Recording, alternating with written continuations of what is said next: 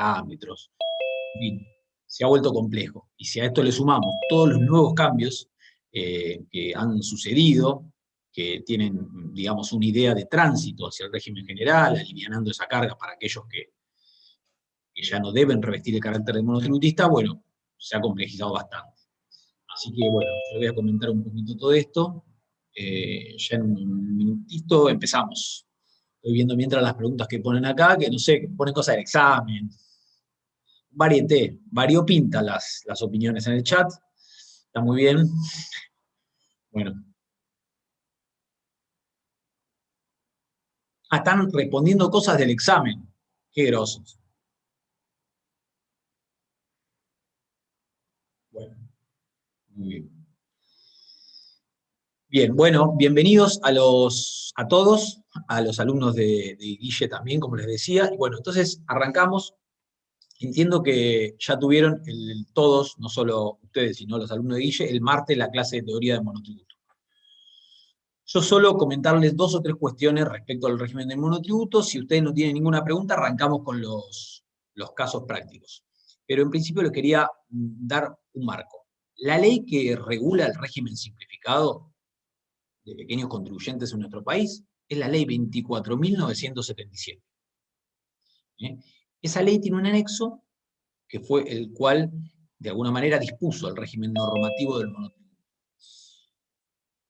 En ese marco, nosotros fíjense que no estamos estudiando un impuesto como hasta ahora hemos hecho. Ustedes estudiaron el impuesto a las ganancias, ustedes estudiaron el impuesto sobre los bienes personales y luego el impuesto al valor agregado.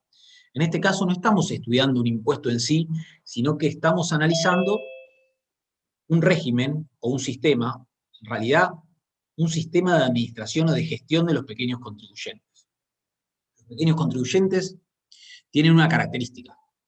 A ver, ¿quién me dice alguna característica que pueden tener los pequeños contribuyentes? ¿Son muchos o pocos? Son muchos. ¿Representan mucho en la recaudación tributaria, digamos, en la torta de los impuestos que se recaudan, o poco? Muy poco, muy poco. Es decir, son muchos, representan poco en términos de recaudación, por tanto, no son muy atractivos desde ese punto de vista, pero por otra parte requiere una gestión, porque los pequeños contribuyentes tienen que tener alguna forma que les permita cumplir con el sistema impositivo y de alguna manera ser inclusivo el sistema. Es decir, que no lo someta a obligaciones para las cuales tengan que contratar un contador o dificultades que hagan que no puedan llegar a ingresar al sistema tributario. Entonces, estos regímenes simplificados, que son muy comunes, no solo en nuestro país, sino en otras latitudes y en Sudamérica también, lo que buscan de alguna manera es incluir a los pequeños contribuyentes para darles acceso a la fiscalidad y que empiecen a pagar una cuota mensual que aglutina varios impuestos. Y o sea, simplificado. Con esa cuota pagan todo. Y ese mecanismo simplificado tiene la idea también de, no solo de incluir, sino también de ser transitorio. Es decir, ayudarlo en determinada etapa a los contribuyentes para que luego transiten hacia el régimen general. En el lenguaje nuestro de los contadores, ustedes como ya casi colegas van a ver que vamos a hablar siempre del régimen general o del régimen simplificado. Cuando hablamos del régimen simplificado hablamos de monotributistas que tienen este esquema, mientras que el régimen general la persona se tiene que inscribir en IVA, en ganancias, en los impuestos que ustedes ya vieron y lo tienen que liquidar mensualmente, cuyas tareas administrativas y costos de cumplimiento son mucho mayores. Para el monotributista, no solo el costo de la propia cuota en sí debiera ser chiquito, sino también los costos de cumplimiento. Es decir, deben ser fácil.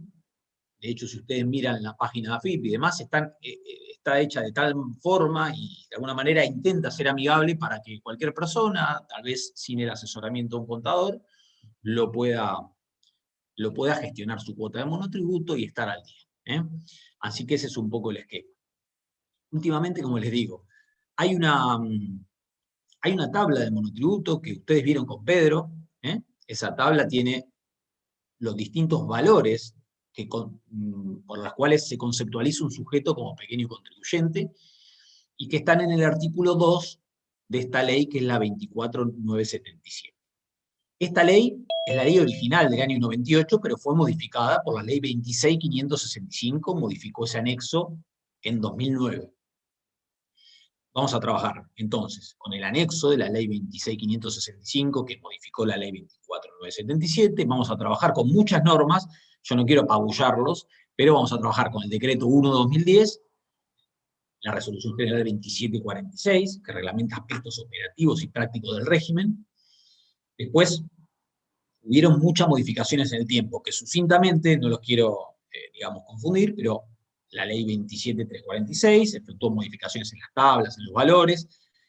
La ley 27.430, que la vimos para ganancias, la reforma Macri, entre comillas, también efectuó bastantes modificaciones a los monotributistas, limitando el acceso, o mejor dicho, la conceptualización de pequeños contribuyentes solo a las personas humanas que realizan venta de cosas muebles, locaciones o prestaciones, o ejecuciones de obras, y a partir de esa mencionada redefinición de la ley 27.430, se excluyeron del régimen a las sociedades, que antes determinadas sociedades, las sociedades simples, podían, con determinadas condiciones, estar incluidas en el régimen del monotributo. A partir de allí, ya no. Bueno, se eliminaron algunas cuestiones, las cuestiones vinculadas a ciertas exigencias, que lo vamos a ver más adelante. Entonces, esta tabla del monotributo tiene las pautas para ser pequeño contribuyente y año a año se va actualizando esa tabla, no solo los tramos de ingresos, sino también el importe a pagar, conforme al sistema de movilidad jubilatoria. Recientemente se sancionó una ley, la 27.618, que generó un escándalo, digamos, público, que tuvo un decreto reglamentario, que es el 337 del 2021, y la Resolución General de AFIP 5003. Escándalo me refiero, que seguramente por ahí ustedes lo han visto, porque esta ley se demoró su sanción en el tiempo, de alguna manera legisló hacia atrás, modificando muchas cuestiones del régimen, que yo les voy a ir contando, pero en lo sustantivo, al menos lo que tuvo más repercusión pública, fue lo referido al valor de las cuotas y cierta retroactividad. Cierta no, retroactividad. Ustedes saben que las leyes, en general, y las impositivas, más aún, rigen para adelante, es decir, para hechos imponibles futuros. Por tanto, bueno, esta ley, de alguna manera, como tenía este problema de la temporalidad, a personas que habían pagado en tiempo formal les generó una diferencia a pagar, y bueno, por eso suscitó muchos problemas, y ahora hay un proyecto de ley que todavía no se ha consagrado en ley, que busca remediar ese problema. Por tanto, si se convierte en ley, vamos a tener una nueva tabla a partir de julio 2021, ya se anunció que todos estos valores retroactivos, estas deudas, no se tienen que pagar, y hay un programa de alivio fiscal, así se denomina, para aquellos contribuyentes que ya se hayan excedido en el monotributo.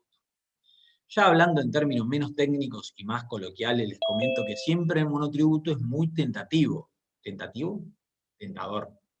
Tentador para los clientes, porque obviamente es la mínima expresión impositiva en el término de costo fiscal.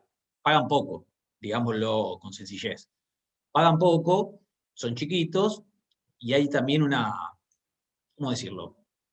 Una sensación de cumplimiento. Es decir, vos estás ahí, pagás tu cuota, y yo pago mi monotributo, estoy al día, pago todo, en fin. Sacás chapa de cumplidor, ¿no es cierto? Entonces, en ese régimen del monotributo, que tiene distintas categorías, y que admite hasta ciertos ingresos vinculados a servicios y a venta de bienes, hay una cantidad variopinta de sujetos. Más allá de que hay una conceptualización de esos pequeños contribuyentes, hay también lo que se denomina enanismo fiscal. Es decir, hay algunos sujetos que están metidos en ese régimen, pero que en realidad no deberían estar ahí. Porque exhiben una capacidad contributiva mayor para eso, y entonces, bueno, el régimen del monotributo, vamos a ver que tiene un artículo 20 que dispone exclusiones, es decir, te excluyen. Cuando detectan que tenés ingresos superiores a lo que admite el régimen, te excluyen.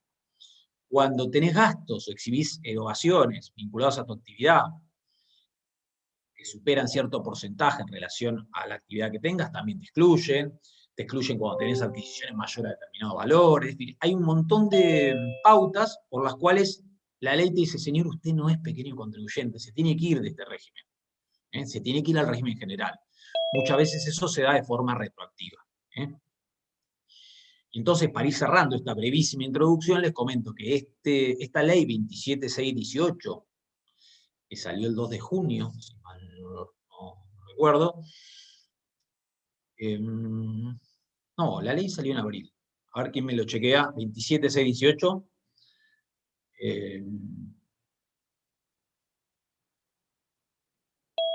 Salió en abril esa ley.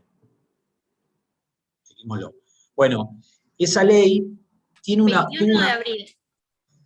Perfecto, 21 de muchas abril. gracias.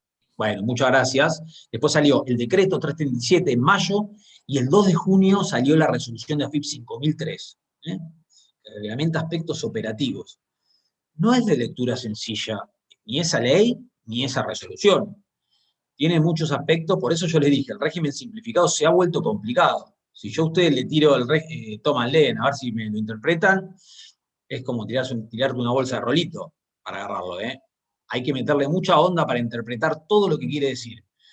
Pero sí, a mí me parece que hay un sentido en esta ley 27618 que cambia el régimen del monotributo y que ahora hay otra que cambia esta, eso es lo complejo, que tuvo un sentido, digamos, fiscalizador o controlante, decir, señores, vamos a disponer de un régimen que se llama puente de transición al régimen general, queremos que se vayan, digamos. Entonces, estableció ciertas situaciones al 31 de diciembre, mirando esa fecha, para que algunos contribuyentes que se habían excedido en la facturación puedan mantenerse en el monotributo bajo ciertas condiciones. Los que se habían ido puedan volver y algunos que se quedaron que tienen que irse y hay algunos beneficios. Entonces, ¿beneficios en términos de qué? En términos de los nuevos impuestos que van a tener que pagar, de IVA y ganancias, de descuentos y demás. Quieren amortiguar ese golpe que es para un sujeto, quiero que me entiendan en esto, irse del monotributo y pasar al régimen general, no sé, cuatriplica, quintuplica el costo impositivo, tal vez más. Por 10 debe ser, o por 20. No hice la cuenta, digamos, pero no es que es un poquito más, es muchísimo más. Entonces el sentido de esa ley fue amortiguar ese tránsito y generar ciertos incentivos para que los contribuyentes que están ahí agarrados en el límite del monotributo y se tienen que ir, señores, váyanse, cumplan y le damos estos beneficios. Ese era un poco el sentido. Ahora, con este proyecto de ley, que tiene de alguna manera 3 o 4 ejes, uno es que las diferencias retroactivas se eliminan, otro es que se aumentan las tablas de forma progresiva, eso implica que a las categorías más chicas se aumenta en un determinado porcentaje alto los tramos, mientras que las más grandes no tan alto. ¿Esto para qué? Para que más contribuyentes se queden en el monotributo. Entonces, de alguna manera hay un retroceso sobre los pasos, sobre la idea inicial, y vieron que en este contexto, yo creo que ganó un poco el contexto, y en este marco, expulsar a tantos monotributistas y exigirles diferencias y demás, no parecía razonable. Entonces, en virtud de eso, están estas marchas y contramarchas, que es complejo seguirlo, pero bueno, es lo que nos toca y lo que tenemos que interpretar.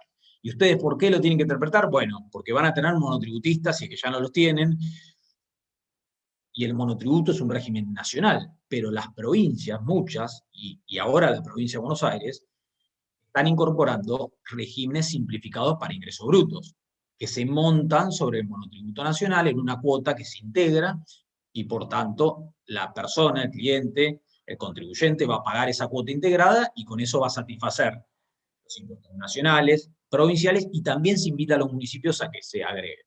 En la provincia de Buenos Aires salió la ley 15.278 que incorpora este régimen simplificado, modifica el Código Fiscal y va a estar operativo, todavía no salió la resolución normativa que disponga su operatividad, pero seguramente en los próximos meses va a estar operativo ese régimen. Eso tiene muchas consecuencias. Las dos más importantes son que todos los pequeños contribuyentes de la provincia de Buenos Aires no van a tener más que presentar declaraciones mensuales de ingresos brutos, y eso lo hacen todos los meses. Y por otra parte, la gran novedad para ellos es que no van a ser más sometidos a retenciones y percepciones por sus operaciones, lo cual es muy beneficioso. Entonces, verdaderamente es un cambio importante en términos de la gestión de los pequeños contribuyentes.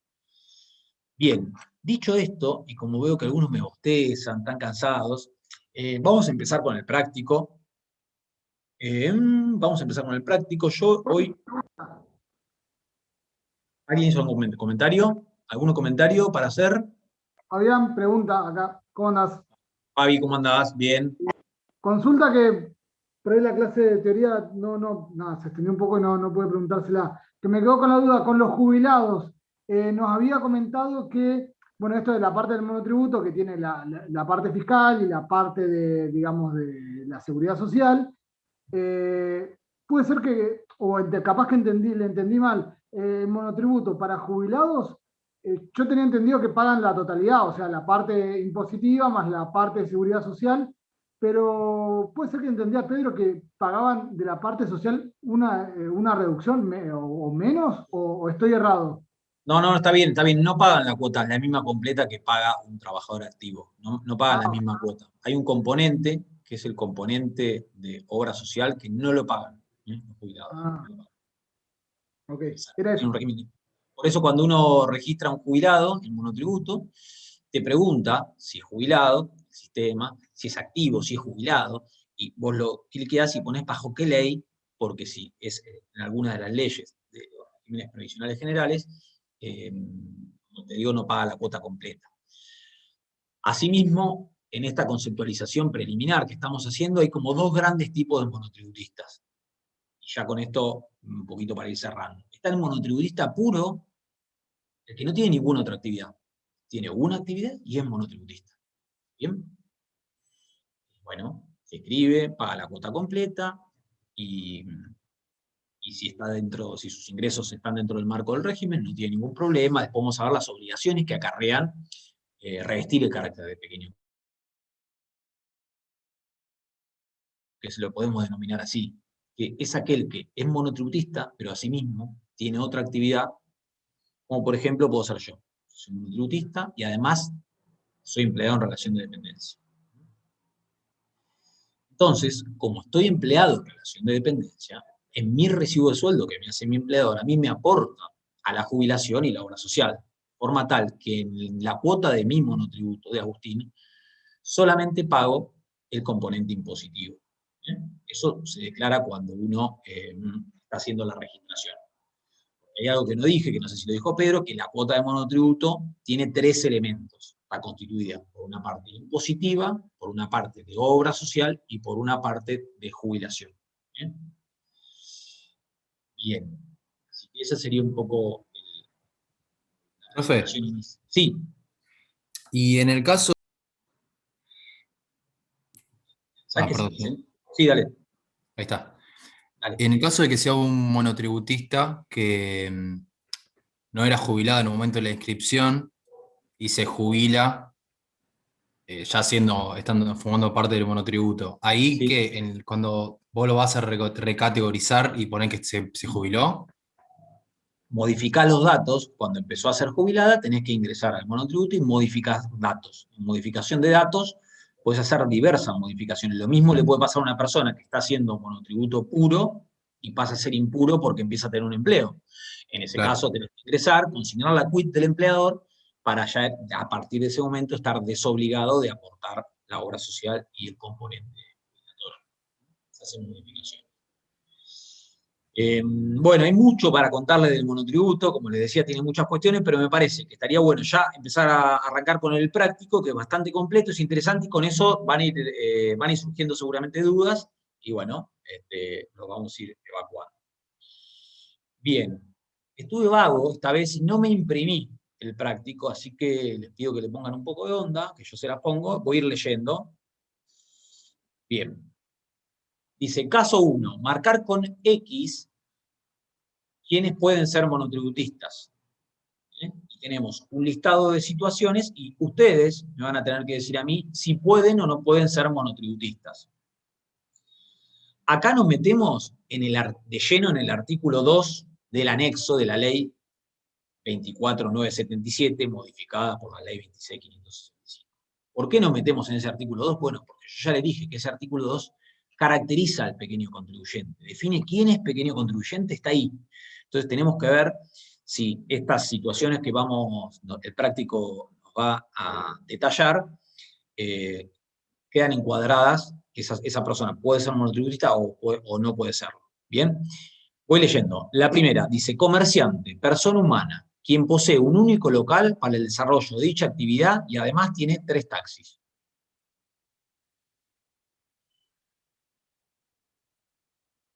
¿Qué les parece? Depende de cuánto facture. Depende de cuánto facture. Depende es una excelente respuesta siempre. En este caso depende de cuánto facture. No sé si tanto, pero está bien igual. ¿Qué más? ¿Alguien le... ¿Cada taxi se considera una actividad distinta o es una actividad distinta o es la misma profesión, digamos, o sea, dueño de taxi o chofer, no sé cómo se calificará? O sea, ¿son 4 actividades o 2, digamos? Eso es la duda. Claro, claro.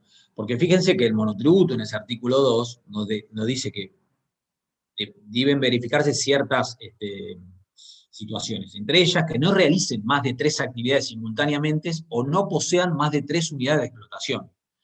Esta persona no realiza más de 3 actividades, pero cada taxi se considera una unidad de explotación. Cada taxi es una unidad de explotación a los efectos del monotributo. ¿Okay? Por tanto, esta persona no puede ser monotributista porque excede las 3 actividades simultáneas o las 3 unidades de explotación. Tiene 3 taxis más una actividad, son 4 en total fuentes de ingresos. No puede ser monotributista. ¿Okay? ¿Es hasta 3 inclusive o es de 3? Hasta 3 inclusive. La norma dice no realicen más de 3 actividades simultáneas o no posean más de 3. O sea que hasta 3 puede ser monotributista. Buenísimo, gracias. Bien, de nada. Vamos con otro casillo. Sociedad de responsabilidad limitada, SRL, integrada por 2 socios cuya actividad consiste en la venta al por mayor de indumentaria deportiva.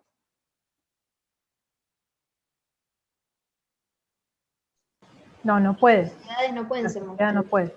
Exacto, las sociedades no pueden, yo se los dije en la introducción, la realidad es que una SRL nunca pudo ser monotributista, pero nunca.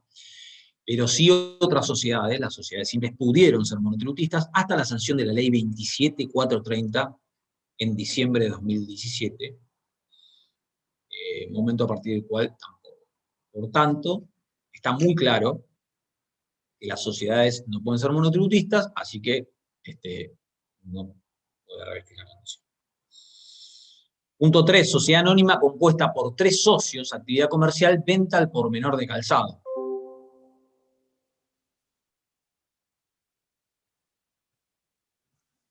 Bueno, ¿qué les parece? ¿Lo mismo que el punto anterior? No. Qué bien que están hoy, los veo muy bien. Bueno, muy bien. 4. Persona humana propietaria de 4 cabañas situadas en el Bolsón, las cuales destina al alquiler para fines turísticos. Si las 4 cabañas... Son un poco superables las unidades de... Exacto. 4 es más grande que 3, ¿no? Me están haciendo quedar re bien con los alumnos de Guille.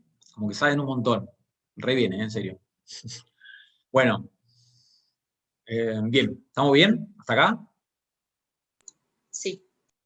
Igual más allá que jodo, hay cuestiones del monotributo que no son tan nítidas, ni tan simplificadas, ni tan fáciles. Es raro, porque debía ser simplificado, sencillo, pero hay que leerlo con mucha atención. ¿Bien? Yo ahí tengo una consulta. Sí. Ponele, las 4 cabañas se entiende que las maneja de manera separada, porque si tuviera, no sé, una recepción y las 4 cabañas, ahí no serían 4 unidades de explotación, sería una sola. Claro. Si estarían todas juntas, y sería toda una unidad de explotación, es toda unidad de explotación. Si es toda una sola, está bien. Sí. Gracias. No, de nada, y surgen dudas de estas cuestiones, porque obviamente no pierdan de vista que el sentido es caracterizar un pequeño contribuyente. Por eso hay una limitación. Tenés más de 3 cabañas, flaco, no sos pequeño contribuyente. Hay una presunción de ingresos en razón también de eso. Bien. Punto 5. Contador público quien desarrolla su actividad económica en forma independiente en un inmueble que le alquila a un amigo. Sí, podría. ¿Podría ser monotributista si alquila un inmueble? No podría. Depende del monto del alquiler. Muy buena respuesta. Pero podría, entonces, en principio. ¿No? Podría. Sí. Bien. Y finalmente tenemos a un abogado empleado en relación de dependencia en la AFIP, CD1 de La Plata. Bueno, no sé cómo se llama. Cabe destacar que no obtiene ingresos adicionales debido a que es su única fuente de ingresos con la que cuenta. Empleado en relación de dependencia. ¿Puede ser por esa actividad monotributista? No, no, porque está en relación de dependencia. No, Por supuesto, no, porque la actividad en relación de dependencia no está comprendida en el régimen del monotributo. No es una actividad comprendida en el régimen del monotributo, en relación de dependencia. Así que para nada podría ser. Podría ser si tuviera otra actividad que no sea esa en relación de dependencia. Y en ese caso sería un monotributista impuro, tal como lo hemos mencionado. Bien. Agustín, te hago una consulta de una duda que me quedó. Sí. En el caso de tener un complejo turístico con varios, o un hostel, por ejemplo, ¿cada habitación se considera una unidad de explotación? No. No, No. es En todo ese uno, caso, digamos. exacto, la unidad de explotación es una sola, no es por cada habitación. No, Listo, gracias. de nada. Amplío la pregunta. Lo mismo de las cabañas pasa con los departamentos en alquiler, ¿no? Y también está relacionado, Agustín, con esto con pequeño contribuyente. Si una persona tiene 4 departamentos en alquiler, se entiende que no puede ser monotributista, ¿no? Tal cual, si una persona tiene 4 departamentos en alquiler, cada departamento tiene una individualidad propia. No puedes decir que hay una unidad de explotación. Cada departamento tiene una individualidad propia, que hace un contrato separado, independiente, que tiene su importe de alquiler, sus gastos y demás. Por tanto, es una unidad de explotación y al superar los 3, esa persona no podría ser monotributista.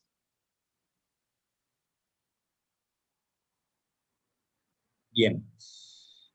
Vamos entonces ahora, si estamos de acuerdo, con el caso 2, que dice: determine y enumere cuántas fuentes de ingresos son computables a los fines de la posible inclusión de un sujeto dentro del monotributo.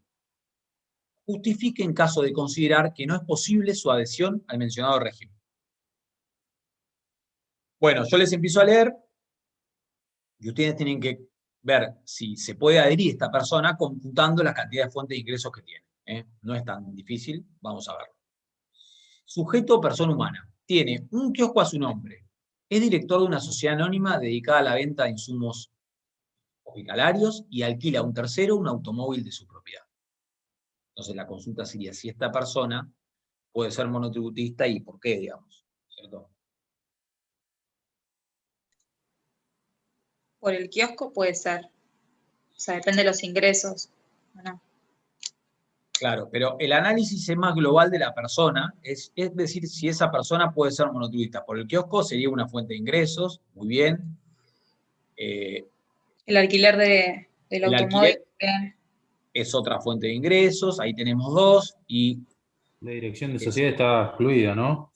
exactamente. Es un poco a los que nos convoca a resolver este caso, que lo que son los ingresos por director de sociedades están excluidos del régimen del monotributo en el artículo 12 del decreto 1/2010. O sea, no son computables esos ingresos. Por tanto, esta persona, sin ninguna duda, es que puede ser monotributista. Bien, vamos a ver el otro caso. Persona humana. Es propietaria de 2 cabañas radicadas en la provincia de Córdoba que destina al alquiler. Posee un empleo en relación de dependencia en el Ministerio de Economía de la Nación y es contador público, trabaja en forma independiente en su estudio. ¿Qué les parece? Sería cuánta fuente de ingreso tiene y si puede ser. ¿Tiene 2 fuentes de ingresos? 2 fuentes nada más. Puede ser que en ese caso tenga 4, si es que las cabañas las consideramos unidades de explotación independientes. Sí, cada cabaña es una unidad de explotación independiente. Sí. Más que es empleado de relación de dependencia, en relación de dependencia, y es contador público. Bueno, pero ahí hay algo que no.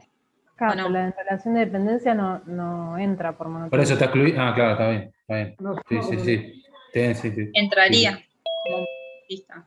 Exacto. Entonces, resumiendo, Claro. Sí, sí, dos sí. cabañas son dos fuentes de ingresos. Empleo en relación de dependencia no es computable para el régimen del monotributo. ¿Eh? No es una actividad que esté comprendida en el régimen del monotributo. Y finalmente, contador público trabaja en forma independiente, sería su tercera actividad. Por tanto, esa persona que hace esas actividades bien podría ser monotributista. Se podría elegir. ¿Okay? Bien, vamos a la otra. Se encuentra designado, persona humana, se encuentra designado como gerente de una SRL cuya actividad es la prestación de servicios digitales, cuenta con un comercio dedicado a la venta de artículos de librería, alquila 2 inmuebles de su propiedad en la ciudad de Saladillo, es abogado, ejerce la profesión en forma independiente. Es un maestro porque hace un montón de cosas. Bueno, ¿qué les parece este caso? No, pues son 4. Estoy pensando, Sí, se pasa de... ¿puede ser monotributista o no esta persona? No. No, pues eran 4, tiene los 2 inmuebles. Exactamente, tiene 4 fuentes de ingresos, porque tiene, como bien decís, por un lado el comercio, esa es su primer fuente. Después tiene los 2 inmuebles, en total son 3 fuentes, más ser abogado y ejercer su profesión, esa es la cuarta fuente. Por supuesto, su actividad como gerente y la retribución que tenga en ese marco no está comprendida dentro del régimen del monotributo. Así que bueno, por eso es que En ese caso, está, volviendo al caso 1, por ejemplo, que tenía el kiosco y alquilaba el auto, en ese caso va por el régimen general, por el kiosco y por el alquiler, y por el caso de los honorarios de la sociedad anónima, va por el régimen general, funciona así. No, en ese caso, por eso, si es director de una sociedad anónima, en ese caso la persona va a ser monotributista por las otras actividades y por ser director de la sociedad anónima va a tener, va a pagar autónomos esa persona, va a ser un autónomo por eso. Pero no es compatible la condición de, y en IVA es exento, director de sociedad anónima. Sí. Como tanto Claro, como socio gerente de SRL, es exento. Sí. Algo importante que tienen que tener en cuenta es que no es compatible la condición de responsable inscripto con la de monotributista. No son compatibles. O sea, una persona no puede revestir el carácter. No puede ser responsable inscripto y monotributista a la vez. O sea, por más que tenga diferentes actividades, claro. No, es incompatible esa condición. Salvo que sea director, salvo que seas... ¿No puede ser monotributista y tener honorarios? ¿Y solo por los honorarios pasar como responsable inscripto y por la otra actividad monotributista? No puede. No puede ser responsable inscripto y a la vez monotributista. Es incompatible su condición, ambas cosas juntas, simultáneas. En ese caso, en este caso, con condición de responsable inscripto, porque ahí, como dijimos, director de sociedad anónima está exento en IVA. Exento en IVA. ¿Paga ganancias por eso? Sí, paga ganancias, pero está exento en IVA. Por eso no es incompatible, no hay ningún problema. ¿Okay? Lo mismo gerente de un SRL. Bien. ¿Dónde estamos? Vamos al punto 4. Dice, es titular de una zapatería, la misma cuenta con 2 sucursales, una en La Plata y la otra en Buenos Aires. Es arquitecto, trabaja de forma independiente y ejerce la docencia de forma particular en su domicilio. ¿Cómo particular en su domicilio?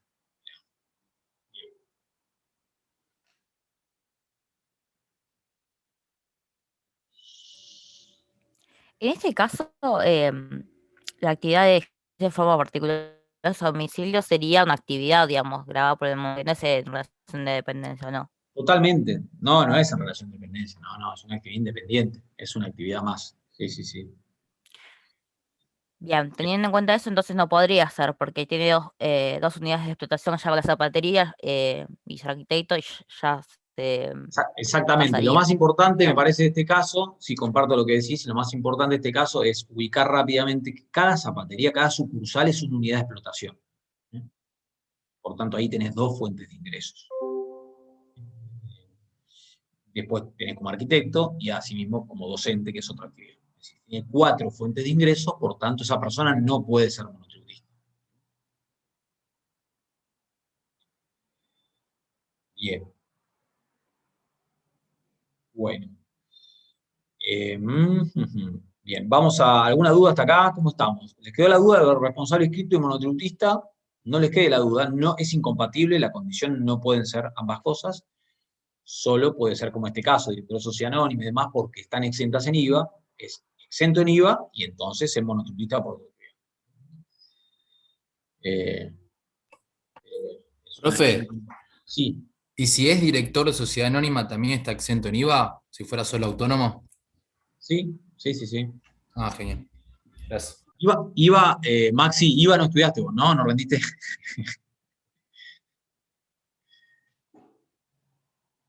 Qué joda. Bueno. Había un caso en IVA de esos. Había un caso de... Sí, que había... hay honorarios, empleo en relación de dependencia y una actividad independiente. Uno era no grabado, otro era exento y otro era grabado.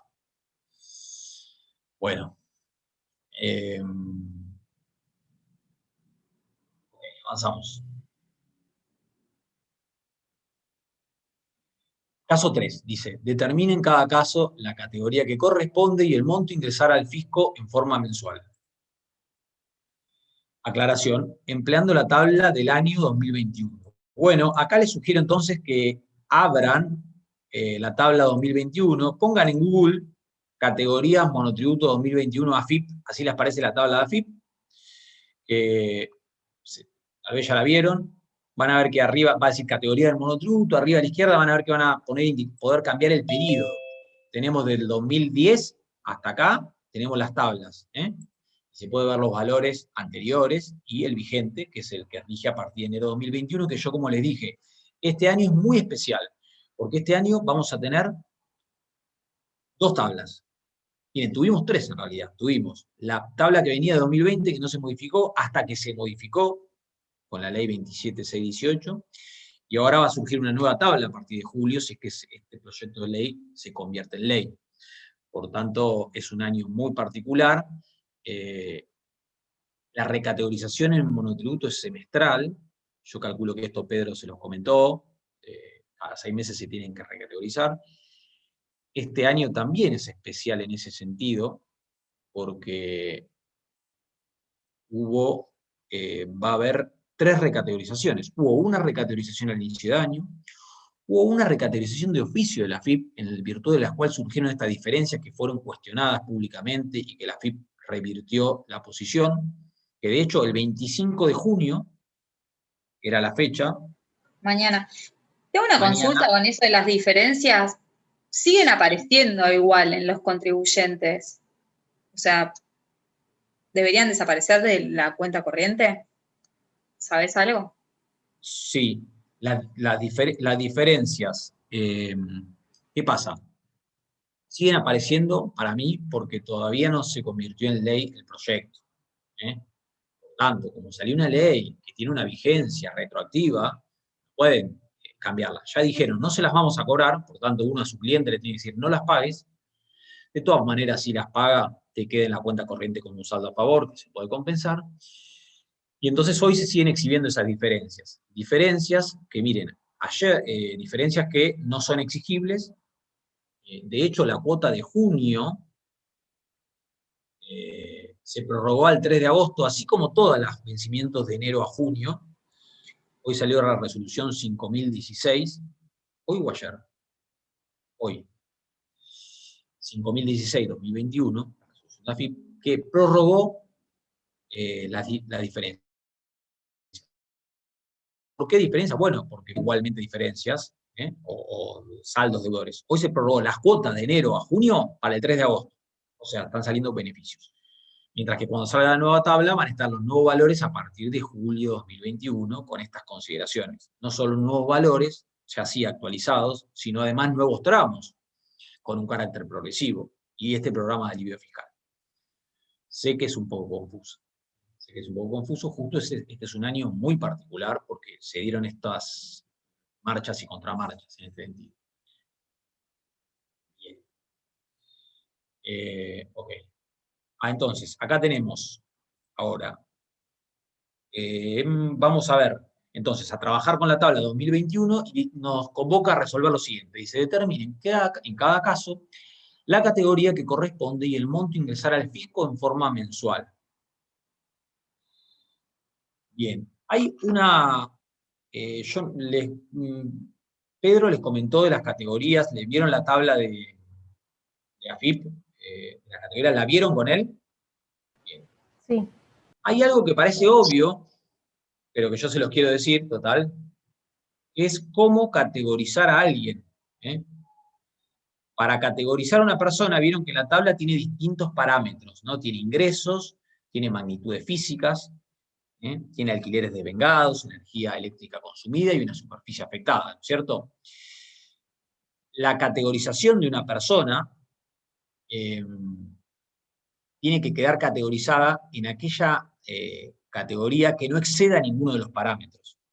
Esta es la pauta, que no exceda ninguno de los parámetros de esa categoría mirada horizontalmente. Es decir, si agarro la D, por ejemplo, yo estoy mirando la tabla ahora, la D vigente para el 2021 admite ingresos anuales de hasta 847.334,12. La persona que quede en la categoría D no puede superar esos ingresos, no puede superar su superficie afectada a 85 metros cuadrados, no puede tener una energía eléctrica consumida en los 12 meses anteriores mayores a 10.000 kilowatts, no puede tener alquileres devengados superiores a 211.833,52 pesos, y no puede, en el caso que venda bienes, vender un bien cuyo valor individual sea superior a 39.401,12 pesos. Si se da eso, está en la D. Si, por ejemplo, vendió 700.000 el año pasado, porque supera la C, que es 564.000. Es decir, tenemos que ubicar a la persona siempre en aquella categoría en la cual ninguno de los parámetros son superados. Esto parece sencillo, pero lo quería comentar. Entonces, vamos a ir viendo los casitos, a ver si estamos todos en órbita, y van a ver que no es tan difícil. Bien.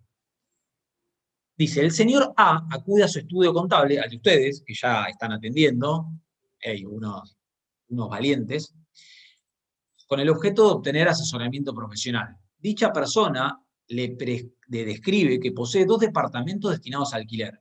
Cabe destacar que, según lo reflejan sus respectivos contratos, cada uno de ellos supera los 1.500 pesos por mes. A partir de julio de 2021 quiere ser monotributista. Los ingresos del alquiler de ambos departamentos fueron, por el año calendario 2020, 242.000. Desde el 1 del 7 de 2020, 1 de junio, al 30 de junio de 2021, 385.000. Y la superficie de ambos inmuebles es 427 metros cuadrados. Entonces, bueno, ustedes deberían dar respuesta a la consulta de su cliente que le está preguntando si quiere ser monotributista a partir de julio de 2021. Si puede, si no puede, y en qué categoría correspondería incluir a este muchacho en el régimen. Esa sería un poco la que habría que analizar.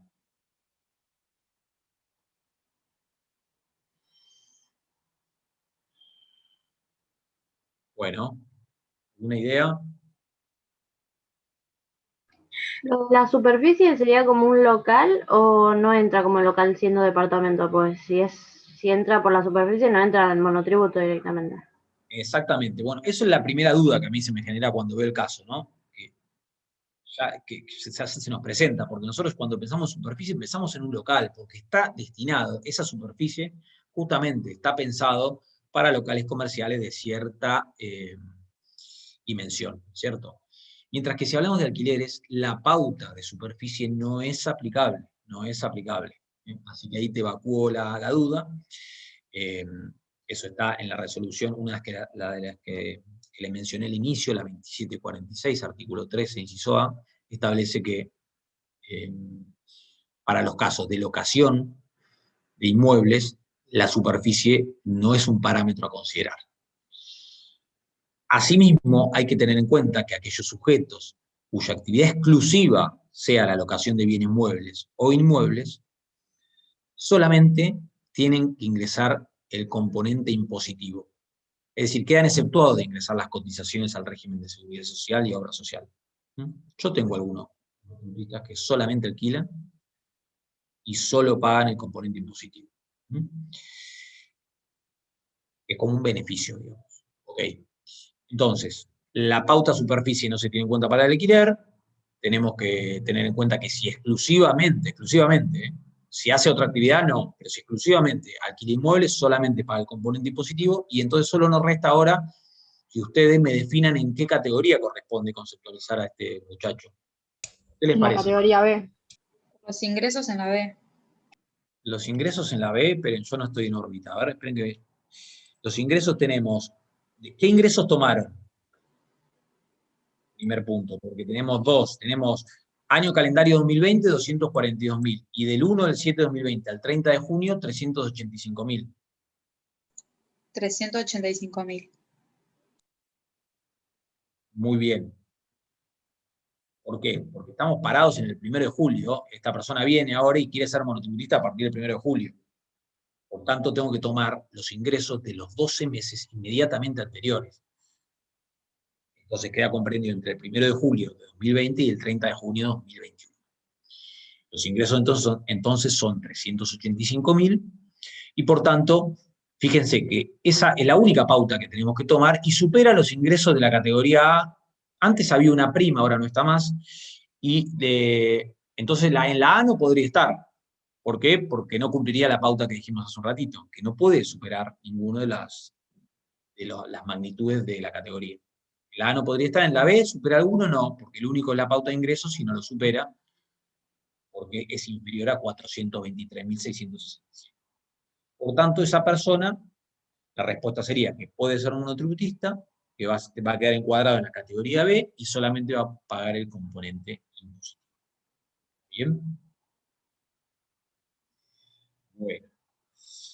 Vamos entonces a ver el segundo caso que se nos presenta, que indica lo siguiente. Dice, comerciante dedicado a la venta de celulares. Se adhirió al monotributo el 1 de enero de 2020 en la categoría E. Bien. El 20 de julio de 2021 se debe recategorizar. Claro, ahí vamos a tener que hacer toda la recategorización, o sea, el mes que viene, ¿no? Datos correspondientes al periodo 1/7/2020 al 30/6/2021. Ingresos, 1.152.630. Energía eléctrica consumida, 14.200 kilowatts. Y superficie afectada, 70 metros cuadrados. Bien. Entonces, ¿en qué categoría correspondería recategorizar a este comerciante? Pasaría a la categoría F. La F. ¿Estamos todos de acuerdo que pasaría a la categoría F? Sí. Si pasaría a la categoría F, habría que tener también en cuenta cuyo importe a pagar para venta de cosas muebles vigente ahora es que va a cambiar, como les dije, ahora es 5.417,38, según la tabla. Y la B, la anterior que no lo dijimos, para prestación de servicio era 2.958,97. Les decía que en este caso, que vende cosas muebles, tenemos que tener en cuenta nosotros como asesores que ninguna de las cosas que vende en el negocio puede superar el valor que yo ya les dije hoy, que vigente es de 39.401,62. Es decir, si vendiera un bien cuyo valor sea superior a ese importe, desde ese momento pierde la condición de pequeño contribuyente. Profe, Bien. ¿Sí? en este caso, si tuviéramos dos ingresos, o sea, como estaba en el caso anterior que teníamos año calendario y el año inmediatamente anterior a la fecha, ¿tenés que considerar el año calendario? ¿El último año calendario? Pará, depende de dónde estemos parados. ¿Vos dónde estamos parados en tu ejemplo? En este caso, ponele, ¿Sí? que tengas, que la parte de ingresos diga ingresos año calendario, 1.152.000, ingresos del 1 del 7, el 1 del 6 creo que es, no me acuerdo bien. No, del 1 del 8 al 1 del 7, algo así. Al 31 del 7, es la categoría. Te lo digo más fácil porque por ahí a ver si nos clarificamos que es así, mirá, hay que tomar los 12 meses inmediatos anteriores, la facturación, el acumulado. Entonces, por eso es importante ver dónde estamos parados.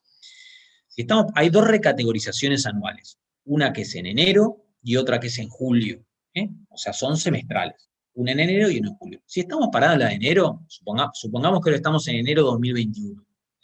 Sí. Y entonces, los 12 meses inmediatos anteriores comprenden el periodo desde el 1 de enero de 2020 hasta el 31 de diciembre de 2020. ¿Okay? Ah, bien. Esos Bien. son los 12 meses que tenemos que tomar. Ahora bien, en el caso de que estamos viendo, estamos parados al 1 de julio de 2021. Mejor dicho, a la recategorización, en la recategorización de julio. Por tanto, tengo que tomar los 12 meses inmediatos anteriores, el acumulado de facturación. Fíjense que el monotributo habla de facturación anual. Entonces tengo que tomar los 12 meses anteriores. Los 12 meses anteriores a julio de 2021 son desde el 1 de julio de 2020 al 30 de junio de 2021. Esos son los 12 meses. Bien, gracias. No, de nada. Y tengan en cuenta que muchas veces los clientes les preguntan, ¿y cuánto? La pregunta que le van a hacer siempre es, ¿cuánto puedo facturar? ¿Y cuánto puedo facturar? Y maestro, le decís, o sea, anualmente, no le va a interesar anualmente, porque no factura anualmente.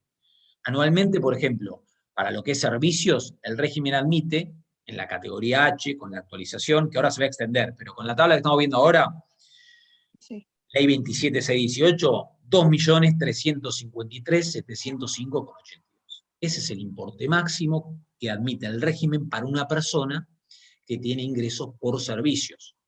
Mientras que una persona que vende cosas muebles, el importe máximo anual que admite el régimen de ingresos es 3.530.558,74. Esos son los dos importes. Ahora bien, si ustedes le tiran esto a la persona, ¿qué va a decir? ¿Cuánto puedo facturar por mes para mantenerme en el monotributo? Entonces uno, en general, lo que hace es, si presta un servicio a la persona, nos metemos en 2.353.705,82, lo dividimos por 12, y ahí tenemos un promedio mensual. El monotributo no habla de promedio mensual, habla de importes anuales. Pero eso promediado por mes que te da 196.000 más o menos, bueno, más o menos podés facturar eso, para no pasarte. Entonces, la persona sabe más o menos cuándo se mantiene en ese margen del monotributo y no se pasa. Nosotros también hacemos para la mayoría de los clientes, hacemos una tabla que la vamos actualizando y se las damos para que la vayan siguiendo, y que no se pasen del monotributo, como un seguimiento. Bien, muchas gracias. No, de nada. Agustín, ¿y estos valores entonces ahora en julio vuelven a aumentar, por más de que se hayan actualizado tarde ahora? Claro, a ver, vuelven a aumentar. Es así. La tabla esta que ustedes están viendo ahora tiene tramos, o sea, tiene ingresos brutos, fíjense, tiene tramos de cada escala de los ingresos brutos. ¿Qué es lo que se va a cambiar? No se cambian la magnitud de física ni energía eléctrica consumida en el cliente de vengado, eso todo queda igual. ¿Qué va a cambiar para la tabla de julio de 2021, si es que se sanciona la ley, que se va a sancionar porque ya tiene el acuerdo de casi todos los partidos políticos? Se va a modificar los ingresos brutos de cada categoría con un sentido progresivo y el importe de cuota a pagar, tanto de servicios como venta de cosas muebles. Esas son las dos cosas que se va a modificar a partir de julio. Entonces, hay una consistencia. A ver si me siguen en esto. Cuando se modificó esto retroactivo, miren, a ver si me siguen. Todos los años se modifica la tabla conforme al índice de movilidad jubilatoria. Cuando decimos se modifica la tabla, decimos que se modifican los parámetros de ingresos conforme al índice de movilidad jubilatoria y la cuota a pagar. Hay una consistencia con eso. Si miren, de 2018 a 2019 se aumentó 55%. Cuando en enero, inmediatamente, ¿hubo algún problema? Ningún problema. ¿Por qué? Porque la inflación, ¿cuándo fue? 55%. no es por inflación, es por el índice de movilidad jubilatoria, pero más o menos estaba por ahí, no hubo ningún problema, fue en tiempo y forma. Se actualizan los tramos de escala, es decir, léase, me permite facturar más y tengo que pagar un poco más, ningún problema. Ahora, como se suspendió el índice de movilidad jubilatoria y se fue dilatando en el tiempo la actualización de la tabla, se generaron estas diferencias retroactivas. Pero más allá de que cobrar algo a alguien que vino pagando en tiempo y forma puede ser injusto, lo cual me parece que es injusto y que está bien que hayan dicho en este contexto no tienen que pagarlas, a mi modo de ver, esto es una opinión, creo que eso está bien, pero había una consistencia. ¿Por qué? Y porque me modificaste la tabla para atrás, pero yo entonces pude facturar más. ¿Cuánto? Un 35,9% más de los tramos, esto que estamos viendo ahora, respecto de lo que podía facturar antes. Entonces tengo que pagar más. O sea que en ese sentido tiene lógica. Esta es la tabla que ustedes están viendo. Y la nueva que vamos a ver, como les dije, cambian los ingresos y cambia la cuota a ingresar a partir de julio. Esa es un poco la lógica. Sé que puede parecer enreverado, pero trato de explicárselo con la mayor nitidez, siendo que ha tenido muchos cambios. Bien. Pesado esto, ¿no? Quieren morir. Bueno. Avanzo. Persona humana se adhirió al monotributo el 1 de enero de 2020. ¿Ya lo leímos este? No. Repito. Persona humana se adhirió al monotributo el 1 de enero de 2020. El 20 de julio del 2021 se debe recategorizar. Estos son los detalles de sus ingresos. Asesoramiento de imagen al cliente del país y de Uruguay realiza la actividad en el domicilio del cliente. Ingresos correspondientes al periodo julio 2020 al 30 de junio 2021, 650.000.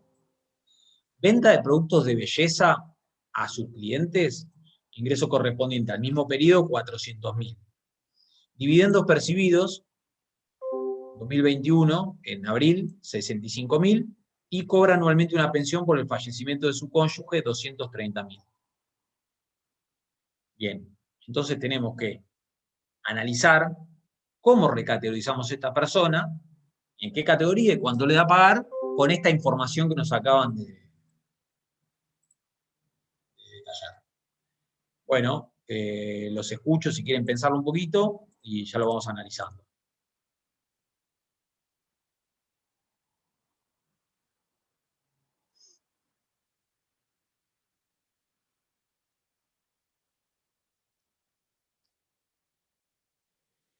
Bueno, entonces tenemos que ir viendo y acá vamos a incorporar otro concepto que hasta ahora no lo dijimos, tal vez en la teoría sí lo vieron, yo lo omití mencionar. Claro, porque hablamos de que dentro de la tabla de monotributo están los servicios, la cuota para el que hace servicios y la cuota para el que vende bienes, que son cuotas, venta de cosas muebles, que son cuotas diferentes. Y también dijimos que los tramos, miren, hay 11 categorías en total. Hasta la H de 2.353.000 es la de servicios.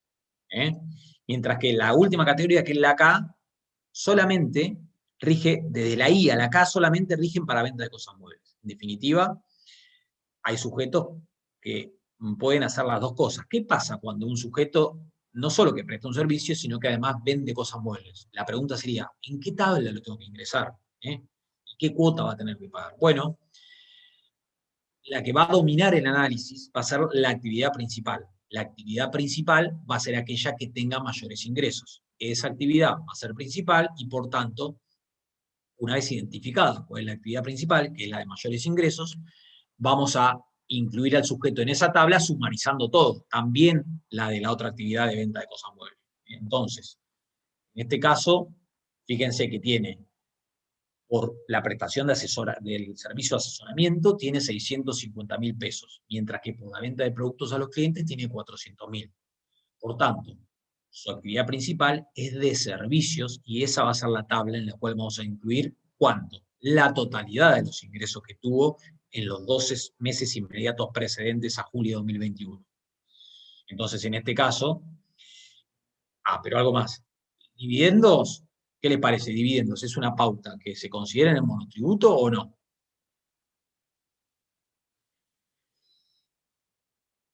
Ya un poco lo habíamos dicho, me parece, los dividendos no es una pauta considerada en el ámbito del monotributo, ni tampoco la pensión. No son ingresos comprendidos en el régimen del monotributo. Por tanto, tenemos solamente los ingresos referidos al asesoramiento de imagen y a la venta de cosas muebles, cuya suma total es de 1.050.000, ¿cierto? Y tenemos que incluirlo en la tabla de servicio, porque es la actividad principal. Por tanto, les pregunto en qué categoría y cuánto tiene que pagar esta persona. Profe, una consulta. Sí. En el caso de que después cambie esa relación, o sea, que sea mayor la otra actividad, ¿ahí hay que cambiarlo? Sí, exacto. Cada vez que recategorizás, ves cuál es la actividad principal en función de los ingresos. Y puede ir por una tabla o por otra. Gracias. ¿Ah? Bien, entonces en este caso, ¿en qué categoría queda y qué monto ingresar? ¿Quién me lo dice? ¿Cómo recategorizan a este muchacho? En la categoría E. Exacto. En la categoría cuya cuota a pagar para servicios es 5.239,44. ¿Está bien? Tengan en cuenta que la recategorización se hace dentro del ámbito del servicio de monotributo. Es muy dinámico la recategorización en términos de la forma de hacerlo. Se consignan los ingresos de los 12 meses anteriores. La AFIP, de hecho, te presenta los ingresos que la persona tuvo. He visto que la AFIP los ha actualizado, es decir, no solo te toma lo que facturó, sino que lo ha actualizado. Por eso, si uno consideraba nominalmente la facturación, no me daba a mí exactamente lo que había facturado nominal. Pero más allá de eso, que no me quiero meter, en definitiva uno puede modificar eso, así como ahora la recategorización de oficio puede uno cuestionarla hasta el 25 de junio y encuadrarse en la categoría que interpreta que le corresponde. Entonces, en este caso, queda en la E y va a pagar 5.239,44. Bien. Vamos ahora al caso momento. Bien. Porque como no lo tengo en papel, estoy un poquito más perdido que lo habitual. Bien. Punto 4. Igual que el caso anterior, dice, salvo que por la actividad de asesoramiento cobra 2 millones y por la venta de productos de belleza obtuvo 875.000. ¿Categoría H? H, ¿por qué? A ver, contame, ¿qué te parece? Porque sigue siendo principal el asesoramiento y Sí. porque son 2 millones. No, pero tenés que sumar el total, acordate. La principal es asesoramiento y después sumás todos los ingresos. Claro, me confundí. No, tenés que sumar todo, o sea, entonces, ¿cuánto sería la sumatoria? 2.875.000 en la tabla de servicios. ¿Puede una persona, servicios, haber facturado 2.875.000? No, en este caso estaría fuera. No puede, esa persona no podría ser monotributista. Queda excluida del régimen. ¿Y cuándo quedó excluida? Bueno, cuando tuvo el ingreso, el día que tuvo el ingreso, que superó los 2.353.000, a partir de las 0 horas de ese día, quedó excluida del monotributo. Bien. ¿Estamos de acuerdo? ¿Lo vieron eso? Me refiero, se dan cuenta que no puede ser monotributista porque superó la pauta de ingresos. Ok. Vamos al caso 5, dice persona humana, actividad económica, venta de calzado infantil. La misma se desarrolla en 2 sucursales situadas en la ciudad de Mar del Plata. Bien. Leo. Ingresos de ambas sucursales obtenidos en el periodo 1/7/2020 a 30 de junio de 2021, 650.000. Energía eléctrica consumida en ambas sucursales, mismo periodo, 43.800 kilowatts. Alquileres devengados por ambas sucursales en el mismo periodo, 150.000, y superficie afectada de la actividad, 100 metros cuadrados. al 30 de junio 2021 tenía 2 empleados en relación de dependencia. Bueno. ¿Cómo encuadramos esta persona? ¿Qué les parece?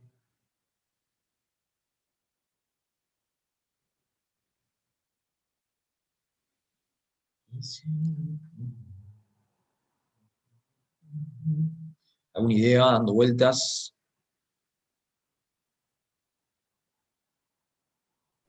¿Supera el gasto de energía eléctrica?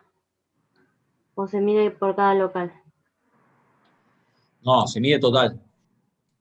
Teniendo 2 empleados en relación de dependencia, ¿puede ser monotributista? Buena pregunta. ¿Puede o no puede? ¿Qué les parece? Miren, la pauta empleados en relación de dependencia no existe más. Fue derogada por la ley 27430. Para venta de cosa mueble, solo para esa actividad y para las últimas 3 categorías, para mantenerte en el régimen del monotributo, en las categorías I, J y K, te exigían, además, en la primera, en la I, tener un empleado, en la J2 y en la K 3 empleados. Esa exigencia quedó derogada. Por tanto, es un requisito o es un comentario insustancial. Puede tener o no tener empleados a los efectos de la permanencia en el régimen del monotributo. Pero como bien decías, hay un parámetro que lo está superando en este caso. No la fuente de ingresos porque tiene 2 fuentes de ingresos, no los alquileres vengados porque son 150.000 y no hay ningún problema, no superan ninguna pauta. Tampoco está superando los ingresos de ambas sucursales, pero lo que sí está superando es la energía eléctrica consumida, porque es de 43.800, mientras que el régimen del monotributo solo admite 20.000. Solo admite 20.000. Por tanto, esta persona, por esa energía que gasta, que consume anualmente, está excedida y no puede ser monotributista. ¿Ok? Bueno. En la práctica, ¿en qué momento quedas excluido? Pues algo que te parece adelante del medidor de luz, no tenés manera de saber el momento en el que pasaste esos 20.000 kilowatts. No, claro. No, una vez que vos te das cuenta que consumiste en exceso, a partir de ahí quedas excluido. Pero verdaderamente los parámetros que más se miran son los ingresos, obviamente, siempre es el determinante. También la superficie. A veces te viene a ver alguien y, bueno, decís, mirá, quiero ser monotributista, bueno, y tiene un local gigante, vos ya sabés que de movida esa persona no puede ser monotributista. Solamente por la superficie que tiene el local. Pero sí, energía eléctrica también hay que tenerla en cuenta y también es una pauta más, así como los alquileres de vengados, que los vemos en los contratos. Por eso a veces también uno tiene clientes monotributistas que hicieron un contrato de alquiler cuyo importe mensual anualizado, o mejor dicho, el contrato anual hecho, supera las pautas del monotributo, ya queda excluido por el contrato de locación. Es decir, un fiscalizador de AFIP viene, te pide el contrato y listo, excluido. No tengo que ni mirarte nada más. Inapelable. Se terminó la discusión. Por eso hay que estar atento también a esas cosas. Bueno, algunas de las cuestiones. Bien. Bueno, ahora, si les parece, vamos a pasar al caso 4, que es inicio de actividades, categorización. Muy pesado, ¿cómo estamos? ¿Muy aburrido? ¿Quieren hacer una pausa, algo? ¿O continuamos hasta terminar? ¿Qué les parece? Continuamos. Terminamos antes, entonces. ¿Quieren? Sí, continuamos. Sí, mejor. Bueno, buenísimo. Entonces continuamos. Seguramente terminamos. Bien. Entonces, les decía, inicio de actividades, categorización. Vamos a ver algunos casos para ver cómo categorizar algunas situaciones que va a ir describiendo el práctico. Dice, el señor A inició actividades el 1 de febrero de 2021, optando por adherirse al régimen simplificado para pequeños contribuyentes. La actividad que lleva a cabo es la venta de productos de almacén. Ningún producto que ofrece a la venta supera los 39.401,62. Buena aclaración. Bien. El señor A, iba a hacer un chiste muy malo, el señor A es propietario del local, el que presenta una superficie de 48 metros cuadrados.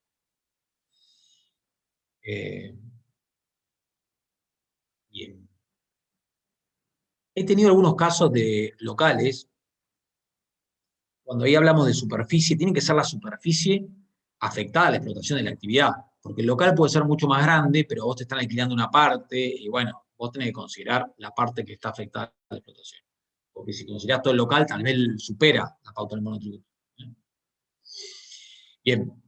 Entonces dice, el señor A es propietario del local, el que presenta una superficie de 48 metros cuadrados. Dice, señalar en qué categoría debe encuadrarse al momento de la alta impositiva, indicar en qué mes corresponde analizar los parámetros para ver si corresponde el cambio de categoría.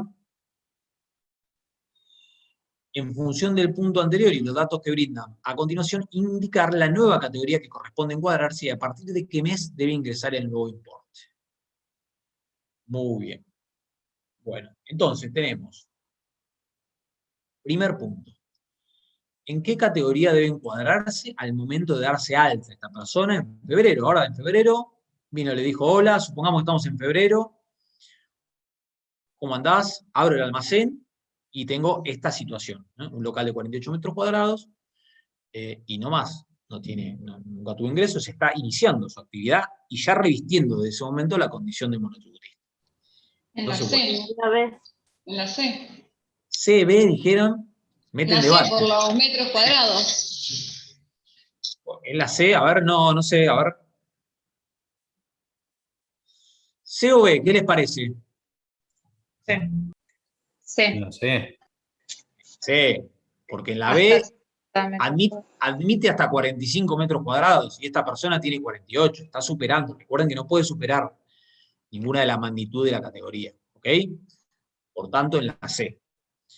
Bien, así que esta persona la metemos en categoría C, va a pagar una cuota de 3.325,44 a partir del mes de alta, febrero. ¿Ahí estamos bien? Después nos pregunta, indicar en qué mes corresponde anualizar los parámetros para ver si corresponde el cambio de categoría.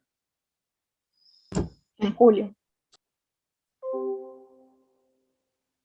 Por eso, pero fíjense, la recategorización es en julio, pero nos está preguntando cuándo anualizar los parámetros. Y para la pauta de anualizar, digamos, la pauta que nos da para anualizar es que tiene que coincidir la finalización es decir, tienen que haber transcurrido 6 meses y coincidir con justamente 6 meses en los cuales del año calendario. O sea, si hubiera empezado en enero y la recategorización, que es en julio, ya comprende los 6 meses, ahí había que recategorizarla en julio, como bien vos decís.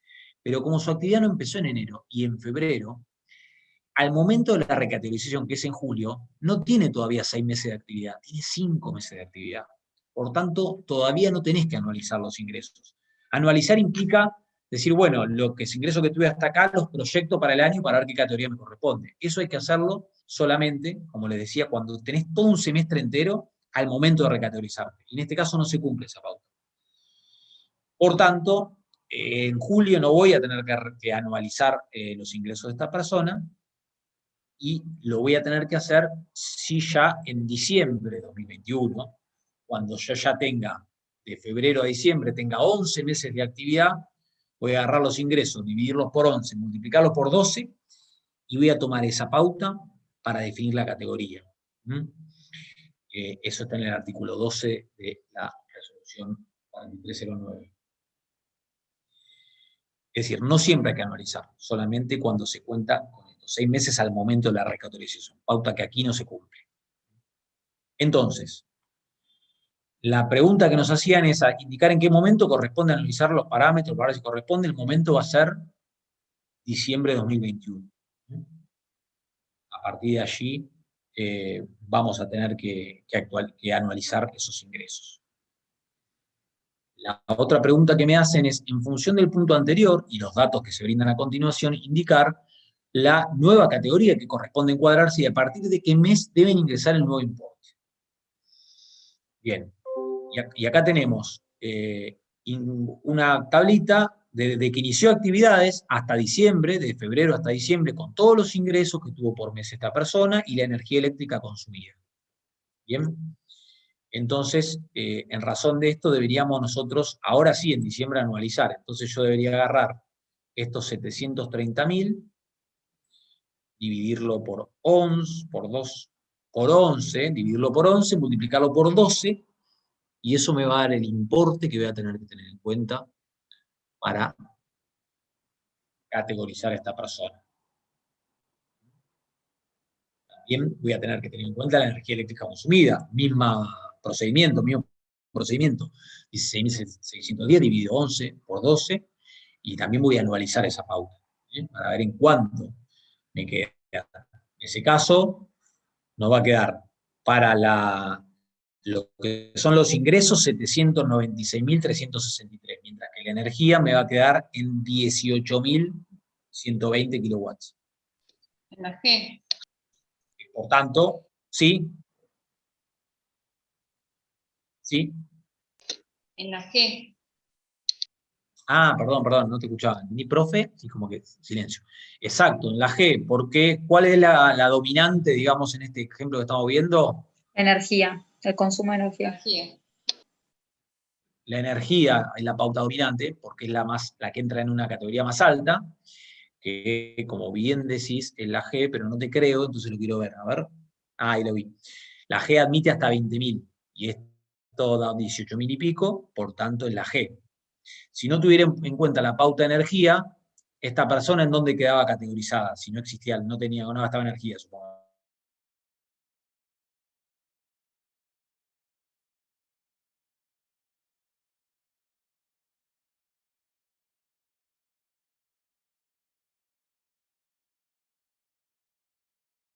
Se tiene que hacer, sí. ¿Quién la hace? Valientes, nada más. En general, en este caso, por ejemplo, le faltaba un mes. Más eso. Bueno, no cambiaba mucho el análisis. 16.000. Sí, iba a la F por energía, ¿no? Si no anualizabas. No, 16.610. No, quedaba igual, quedaba en la G también. Bueno, nada. Es una pauta que establece la ley. Bien, la anualización. Vamos a seguir con el caso siguiente. Entonces, ¿alguna duda respecto de esto?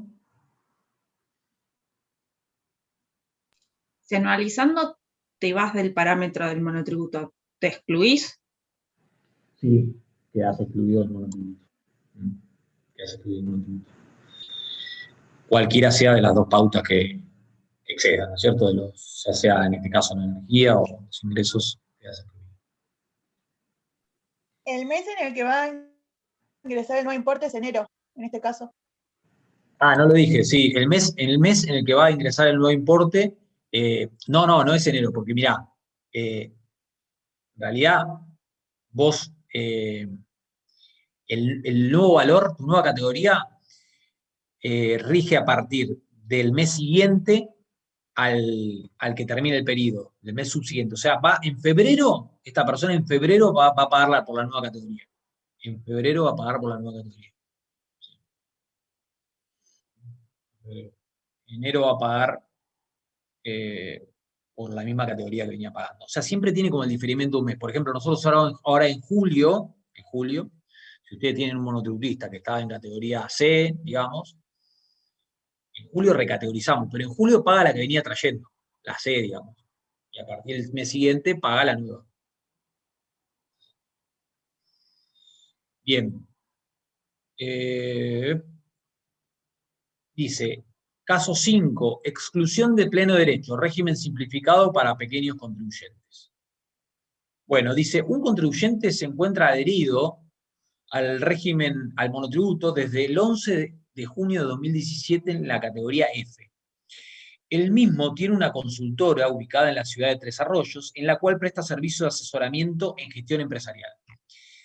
El 20 de junio de 2021, la Administración Federal de Ingresos Públicos dispuso una notificación en su domicilio fiscal electrónico, la cual también pudo verse impactada dentro del servicio web denominado exclusión de pleno derecho. En la misma, el organismo le informa lo siguiente: de acuerdo a la actividad declarada y a los parámetros consignados, usted supera los montos máximos para permanecer en el régimen, Ley 24.977, artículo 20, inciso J. Realizado el control respectivo de las facturas emitidas por sus proveedores, o sea, las compras, lo que me hicieron mis proveedores de los últimos 12 meses, se obtuvieron los siguientes montos en forma mensual. Entonces tenemos, recapitulemos, acá tenemos desde julio 2020 hasta mayo 2021, cuántas facturas de compra, cuánto compré por mes, ¿no es cierto? Nosotros los parámetros paro como si fuera el contribuyente. Y tenemos por mes un total hasta mayo 2021 de 880.000. A su vez, el contribuyente posee una cuenta corriente del Banco Nación vinculada con la operatoria profesional, de la cual surgen los siguientes datos obtenidos en los extractos bancarios vinculados a los gastos por comisiones e impuestos. También desde julio de 2020 a mismo periodo de tiempo, a mayo de 2021, y tenemos los gastos bancarios totales, que sumarizan 63.000 pesos. Entonces, tenemos, con toda esta información, se solicita responder. Justifique, vamos con la primera, justifique si es correcta la exclusión de oficio efectuada por el fisco al contribuyente del caso. Muy bien. Bueno. Lo primero que tendríamos que analizar en este caso, que lo estoy analizando acá con ustedes, es ver concretamente cuál es el reproche y el inciso que está encuadrado nuestra conducta, que teóricamente encuadra en esa exclusión que nos está mencionando. He tenido varios clientes que han sido excluidos, algunos los he podido defender con éxito y otros no. Otros han quedado excluidos. A veces no tenés argumentos, a veces sí, o a veces los tenés y no lo podés mostrar. Voy a contar algunos casos que son de criterio, no todo es tan nítido, tan transparente. Vamos a ver este caso entonces. Primero, entonces, lo primero que yo haría sería identificar en la ley, artículo 20, están las exclusiones. Pero, ¿qué exclusión nos están achacando? ¿Qué inciso? Acá dice inciso J. A ver, vamos a ver la ley. No sé si ya lo tienen. Un momento. Bien. Inciso J.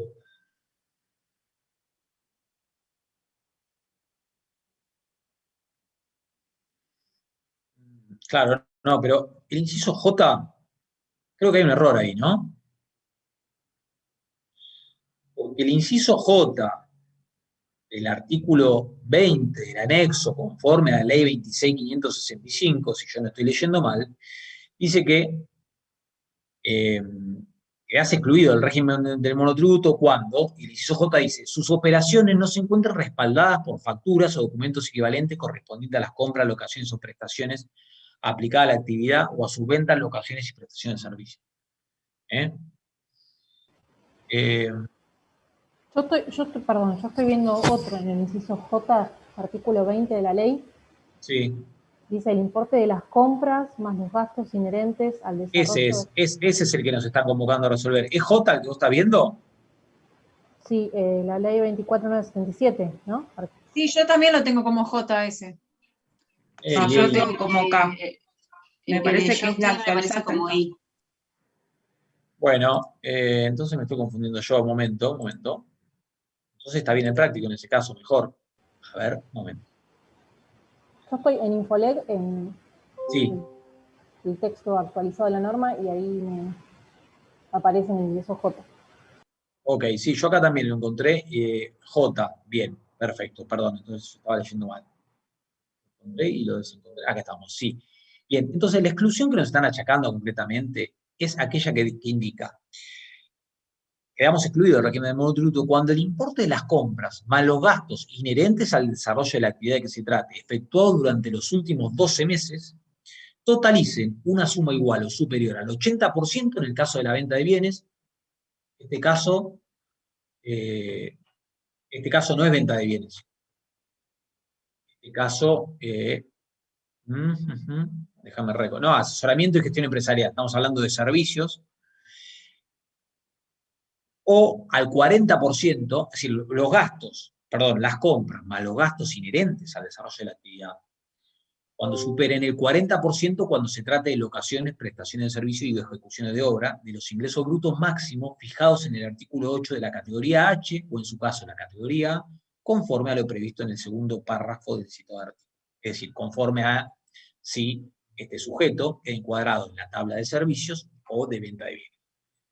Entonces, recapitulando para ordenarnos, tenemos una persona cuya actividad es la actividad de servicios, gestión, asesoramiento y gestión empresarial, y tenemos un detalle de las compras y gastos inherentes a su actividad, y una exclusión porque la FIP nos dice que esas compras, esos gastos, han superado el 40% de la pauta máxima para los servicios, los ingresos, que son 2.353.000, 2.353.000, ¿cuánto era? No me acuerdo cuánto era el total, bueno, 2.353.705,82. El 40% de eso, ¿cuánto da? 941.482. Muy bien, 941.482. Y esta persona, los gastos, las compras más los gastos, superan 941.000, tenemos 880.000 más 63.000. Sí, es 943.000. ¿Lo da justo el 40%? Lo superan 1.500 pesos. 1.500. Ah, sí, así tan justito. Ok. Bien. O sea que lo superó las compras más los gastos, no cualquier compra y cualquier gasto de la persona, sino aquel gasto y compra inherente al desarrollo de la actividad, superó el 40% de la pauta máxima de ingresos para servicios, que es 2.353.805. Entonces, en este caso, esa exclusión, no sé qué les parece, pero es procedente, porque verdaderamente esas compras más esos gastos superan ese valor. ¿Alguna observación respecto de esto? Yo creo que está bien excluido, digamos, no hay un error. Uno tendría que, ¿qué podría alegar en este caso, digamos, para defender a esta persona? Que los gastos fueran otra cosa que no sean. Exacto. Muchos de esos gastos que me están diciendo no están vinculados a mi actividad, me están computando un gasto que me lo compré para mi casa, que no estaba vinculado al desarrollo de mi actividad, o ese gasto bancario, o esa compra, es un gasto bancario que no tiene vinculación con mi actividad. No debería armar un descargo, que se hace en la página de la FIP, justamente, hay un servicio que descargo para los monotributistas excluidos de pleno derecho, y uno ahí puede hacer el descargo y, bueno, digamos, exponer los argumentos por los cuales se interpreta que el fisco no está actuando correctamente. Hay situaciones vidriosas. Yo he tenido varios casos así, como les dije, algunos con éxito, otros no. Por ejemplo, he tenido un sujeto que era, y lo sigo teniendo, el cliente que arregla caño escape, vende caño escape y arregla caño escape. O sea, presta un servicio y vende un bien. Entonces, la primera dificultad para ver es ver si esta persona, cuál es su actividad principal a los fines de ver si entra por la tabla de ingresos, de servicios o de bienes. Esa sería la primera cosa que deberíamos hacer. Y hecho esto, también, fíjense que la exclusión nos da una pauta de compras y gastos que es diferente si la persona vende bienes o presta servicios. Si vende bienes, tenés más margen, es más generosa con el que vende bienes. Te dice, las compras y los gastos no pueden superar el 80%. O sea, podés comprar mucho más, obviamente, porque comprás bienes que los vendés. Mientras que si vos te dedicas a prestar servicios, como en mi caso, mis compras vinculadas a mí y mis gastos inherentes al desarrollo de mi actividad no pueden superar el 40% del límite máximo de la tabla de servicios. Pero yo en un caso que tenía, que una persona que hacía las dos cosas, y también tuve otro, claro, yo el argumento un poco, ustedes me dirán si era malo o más o menos, era que en realidad esa pauta de exclusión, que está en el artículo J, en el artículo 20, el inciso J de la ley, es imprecisa e incompleta. porque hay una situación que no la abarca, que es aquella persona que combina ambas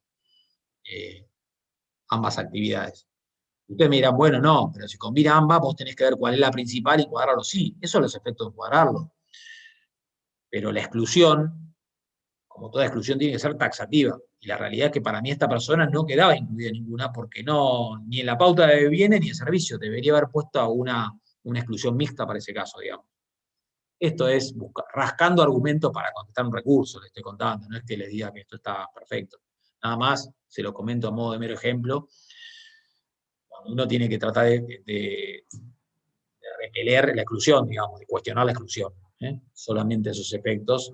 Obviamente perdí como en la guerra en ese caso. Igual yo creo que es injusto. Insisto que para mí esa exclusión no es precisa para los sujetos que combinan las dos actividades. Pero bueno, es mi interpretación, por ahí estoy equivocado. Tomo de ejemplo. Bien. Bien, entonces justifique si es correcta la exclusión de oficio efectuada por el fisco. Ya dijimos que es procedente porque se cumple con la pauta de superar el 40% los ingresos de los servicios. Después nos dice, indicar a partir de cuándo tiene efecto tributario la mencionada exclusión. Y esto, bueno, está taxativamente en la ley de monotributo, un poquito ya lo dijimos, lo adelanté. ¿Cuándo procede la exclusión?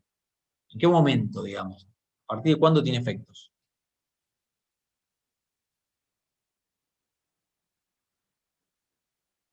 Bueno, lo habíamos dicho, eso está en el artículo 21 de la ley 24.977, sigan leyendo, van a ver el artículo 21, que nos indica que la exclusión sucede a las 0 horas del día en que se cumpla con alguna de las pautas del artículo 20.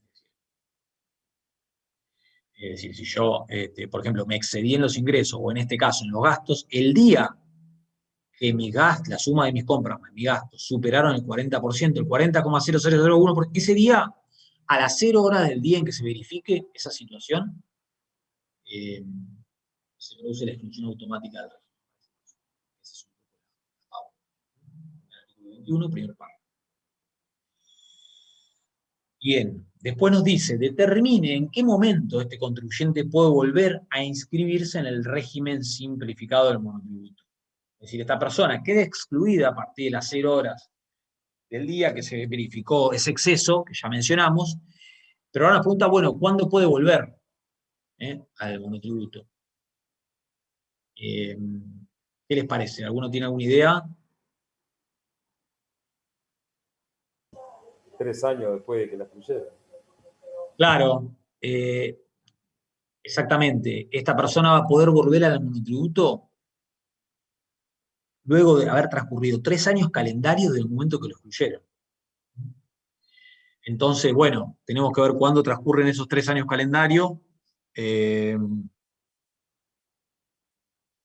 Ahora estamos parados en julio de 2021. Julio de 2021. Bueno, si es así, miren, el año calendario se cuenta del 1 de enero al 31 de diciembre. Por tanto, esta persona, miren, va a tener que estar, a partir de los 3 años, el primer año va a ser 2022, 2023, 2024. El 1 de enero de 2025 puede volver al monotributo. Ahí se cumplieron 3 años calendarios. O sea, no es que empiezo a contar desde julio de 2021, julio de 2022, 2023, 2024, julio de 2024 puedo volver, no se cumplieron 3 años calendarios. Bien.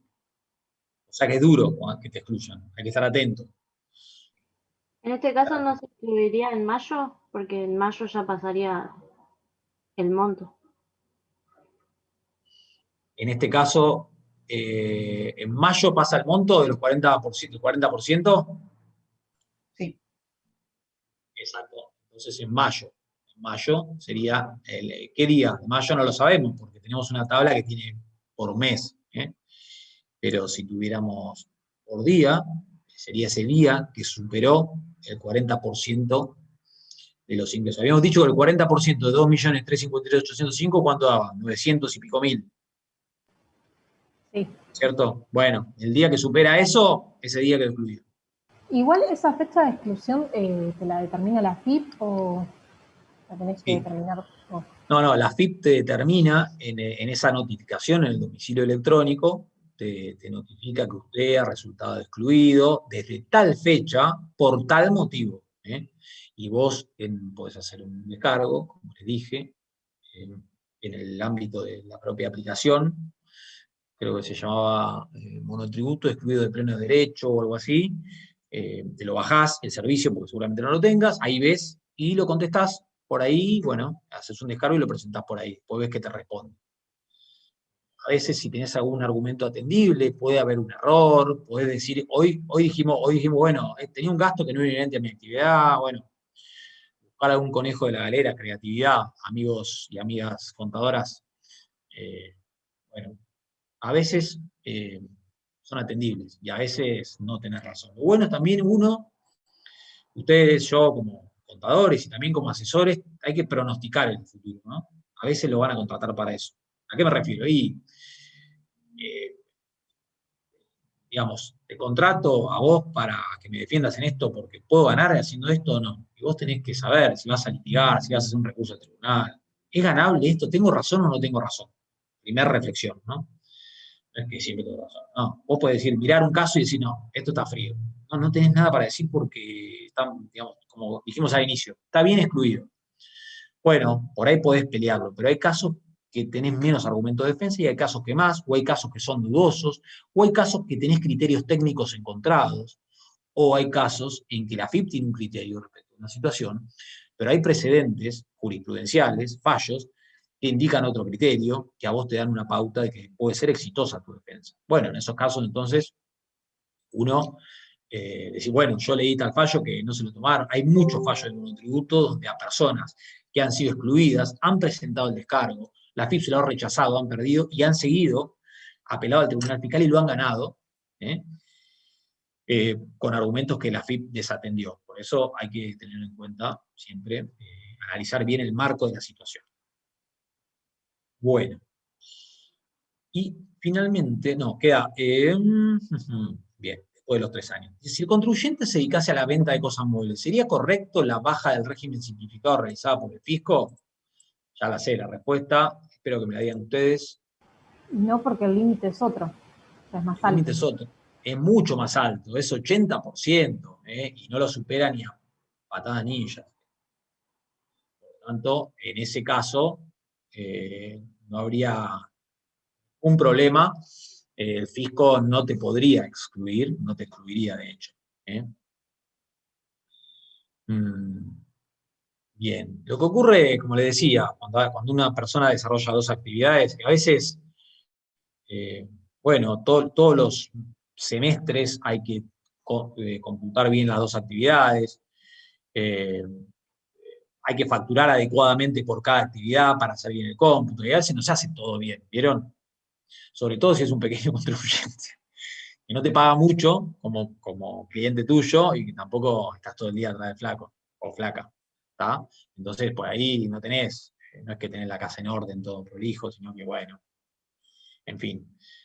¿Vieron esa frase, chicos, problemas chicos y chicos grandes? Bueno, no sé, porque no sé si tiene mucho que ver, pero un poco sí, por ahí. Bueno, por ahí sí. Bien, avanzamos. Y vamos cerrando entonces. Esto no sería correcto, sería incorrecto. Y al punto E, que es el que nos queda, dice, ¿puede el contribuyente interponer algún recurso en caso de considerar que la resolución de exclusión de la AFIP se realizó con información errónea? Bueno, un poco ya lo dijimos. Puede interponer un recurso de apelación conforme al artículo 74 del decreto 1397 y bueno, tiene 15 días para la resolución para interponer el recurso. Yo lo he hecho varias veces, presencialmente o por medio del sistema. A veces lo contestás y te queda ahí, no te responden, pasan, no sé, meses y no te responden, vas ahí, está en trámite, y bueno, pueden darse muchas situaciones. Bueno, ¿alguna duda de lo que vimos? Obviamente que es un práctico que de alguna manera condensa lo sustantivo del régimen, y el régimen tiene un montón de bemoles y un montón de situaciones que habría que dar un curso de monotributo, ¿no es cierto? pero me parece que con un pantallazo general, ustedes vieron la clase de teoría con el gran Pedro Varela, después ahora ven conmigo, con el no tan gran Agustín, y bueno, ahora ya más o menos tienen un esquema teórico y práctico del régimen. Bueno, no sé si tienen alguna duda de algo de lo que vimos, o ya podemos ir cerrando. Como les decía, para ir cerrando, por mi parte, me parece importante que ver este práctico de monotributo, porque ustedes van a tener seguramente muchos clientes monotributistas, y bueno, y hay muchas novedades todo el tiempo cambiando. Hoy salió otra resolución, y bueno, ahora va a salir esta nueva ley. Hay un programa de alivio fiscal que permite mantenerse a los contribuyentes en el monotributo. ¿Por qué mantenerse? Si te excediste en la facturación, y podés mantener, creo que hasta los 5.5 millones de pesos de facturación. O sea, mucho más permite mantenerse, y asimismo exhibir un patrimonio que no supere los 6,5 millones de pesos. Permite mantenerte al régimen pagando unas diferencias para ciertas categorías. Como ven, es una idea totalmente contraria a la que yo les dije antes. La ley 27.618 que salió tuvo una idea para mí expulsiva del régimen y de tránsito al régimen general, generando incentivos para que te vayas. Señores, usted no puede ser monotributista, fuera, váyanse y le damos beneficios. Y este nuevo proyecto me parece que tiene una mirada más condescendiente con el monotributista, tal vez más atendiendo a la coyuntura de este momento tan particular, pandemia y demás, decir, señores, no puedo andar pegándole a esta bolsa de datos. ¿Es una bolsa de datos? Sí, puede ser. Hay mucho enanismo fiscal, hay mucho que está metido ahí, está usufructando beneficios que no le correspondería seguramente, pero la realidad es que en ese grupo de contribuyentes tan masivos, hoy no podés andar fiscalizando con ese excesivo control y demás, y queriendo que vayan al régimen general, porque de alguna manera es confinarlos al incumplimiento, que se consigan un contador, que empiecen a pagar mucho más costos, no solo de tributos, sino de costos de cumplimiento. Por tanto, me parece que ganó esa mirada, creo que fue la que ganó la pulseada, si es que este proyecto que les comenté se transforma en ley, que todo indica que sí, y casi por unanimidad. Por tanto, vamos a tener ese nuevo proyecto que permite que se mantenga en el régimen del monotributo. Así que ese es un poco lo que tenía para contarles hoy. Y la clase que viene, esperemos que Guillito se recupere, nuestro amigo con COVID, mejor. Y bueno, y la clase que viene vamos a dar la última clase de convenio, ingresos brutos y convenio multilateral. Práctico sobre eso, que también está bueno que lo sepan porque es el impuesto más importante provincial, y ahí con eso más o menos van a tener ya el esquema impositivo total para atender a un cliente. Profe, te consulto, ¿al RECU entran estos dos últimos TP? Al recuperatorio siempre entran todos los temas que hayan sido dados en el marco de la cruzada, así que perfectamente puede entrar una pregunta de tributo en el recuperatorio. Igual esperemos que no vayas a recuperatorio, Fátima, ¿no? ¿O te fue mal? Bueno, esperemos. Y bueno, esperemos que no vayas, pero sí, en general entran siempre todo lo que ha sido dado en el marco de la cruzada. Es como un, entre comillas, castigo al que desaprobó, no es un castigo, pero decir, al que ya rindió, bueno, se le dio hasta donde vio. Y lo que se sigue dando, al que aprobó no se le toma porque ya aprobó, pero al que tiene que dar recuperatorio también se puede incluir. Sí, y así pasó bueno, todos los años pasa de esa forma. Perdón, ¿te puedo hacer una consulta de IVA que no me quedó claro? O sea, yo estoy en la comisión de Guillermo, pero bueno, pensaba preguntarle hoy, pero bueno, como estaba enfermo no pude. Bueno, pero un momento, entonces hacer la consulta no hay ningún problema, pero entonces ya lo saludo si no hay ninguna otra consulta del práctico o algo más de esto que vimos hoy. Bueno, si no hay ninguna consulta, les agradezco la atención a todos, los saludo, nos vemos el jueves que viene, y vamos ahora sí con Denise, lo que querías comentarme, que se quiere ir se va, y el que se quiere se queda. Sí, era sobre construcción, sobre inmueble propio y la posterior venta de los departamentos. Sí. Cuando era venta de departamentos destinados a vivienda y cuando era destinados a otra cosa, por ejemplo, oficinas. No me quedó claro el tratamiento que se le daba en IVA a la venta de los departamentos. Sé que la locación para vivienda estaba exenta, pero no me queda claro qué pasa con la venta. Por eso, ese es un hecho imponible complejo en el IVA, ese caso. Yo no me acuerdo, había un caso, ¿vos me estás hablando de un caso del examen concreto? Sí, en realidad fue una duda que me surgió repasando para teoría este sábado, y la verdad es como que no la encontré bien expresa en la ley, y por eso te lo quería preguntar a vos. Mirá, tiene sus bemoles el tema de la construcción sobre inmueble propio.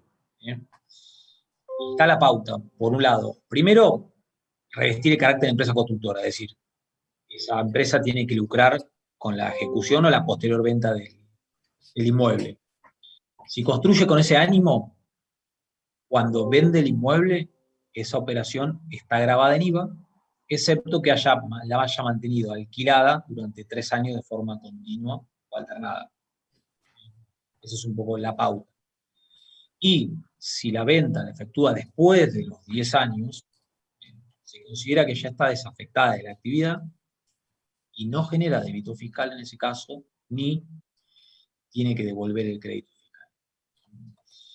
Esa es un poco la pauta. Y cuando es destinado a vivienda, tiene una alícuota reducida. Ah, perfecto, o sea, está grabado, pero por el 10,5. Está grabado, pero por el 10,5 en ese caso, una alícuota reducida. Pero después, bueno, ya te digo, todo el caso, toda la situación de IVA, de la obra sobre inmueble propio, es un tema complejo, porque se dio, digamos, se dio en un contexto, fíjense, cuando surge la obra sobre inmueble propio, se da esta pauta de los 3 años de alquiler, y en ese momento los alquileres estaban exentos. Entonces, por eso dijo que después de los 3 años, hasta los 3 años, después de eso, ya no estaba grabada la venta. Pero después de eso, después del 2001, se empezaron a grabar los alquileres. Entonces siempre suscita problema la interpretación, porque es una interpretación, la ley buscaba algo que después cambió sustantivamente el tratamiento del alquiler. Por eso genera confusiones y justamente se denomina un hecho imponible complejo. Te sugiero que lo leas, si querés después puntualmente podés hacerme una pregunta, amigo Guille, por mail concretamente, para abordarlo, pero hay situaciones problemáticas, sí. Hay un fallo líder que es Bahía Blanca Shopping, respecto de ver cuándo tiene que devolver o no el crédito fiscal. Se pueden dar varias situaciones. Me parece que lo más importante, porque tampoco van a ir tanto, digamos, pero me parece que lo más importante es ver si es una empresa constructora o no, es decir, si para el IVA reviste el carácter de empresa constructora, si cumple con esto, si es sujeto pasivo del impuesto, y después analizar estas pautas del artículo 5 del decreto reglamentario, referida a los 3 años de alquiler, ¿no? Y después esto de los 10 años. Esas serían un poco las pautas generales. Pero después hay casos que son dudosos, y hay algunos fallos, de alguna manera, interpretan algunas situaciones no tan claras. A mí me parece que por eso a veces suscita dudas, sobre todo porque a veces cuando no está grabado, ¿cuándo hay que devolver el crédito fiscal? En el examen había un caso, no estoy leyéndolo ahora, pero me acuerdo que era, lo vendía después, o lo desafectaba después de los 10 años, o lo vendía después de los 10 años. En ese caso, la solución correcta era que no generaba débito fiscal esa venta, no había ninguna duda, y tampoco había que devolver los créditos fiscales. O sea, la pauta es de los 10 años, digamos.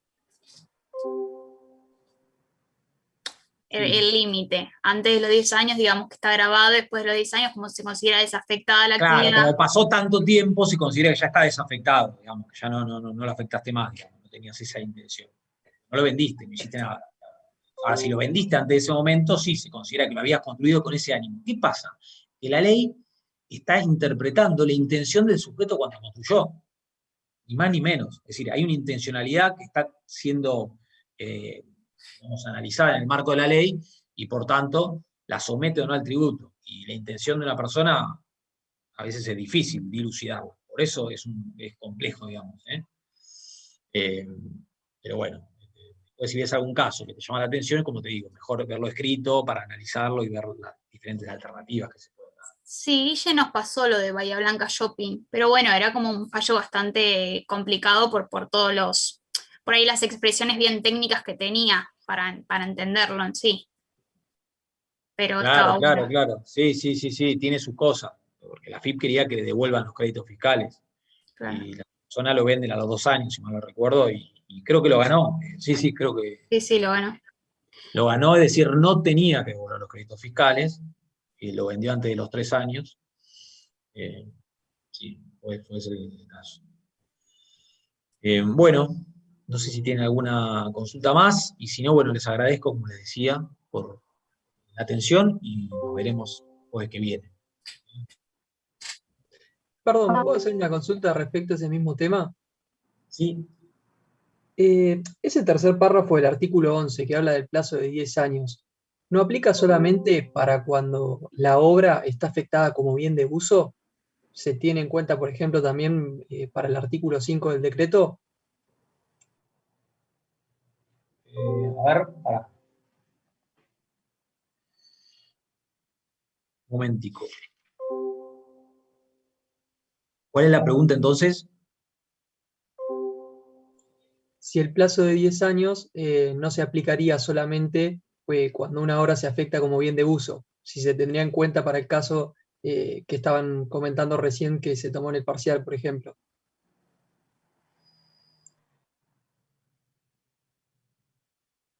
A ver.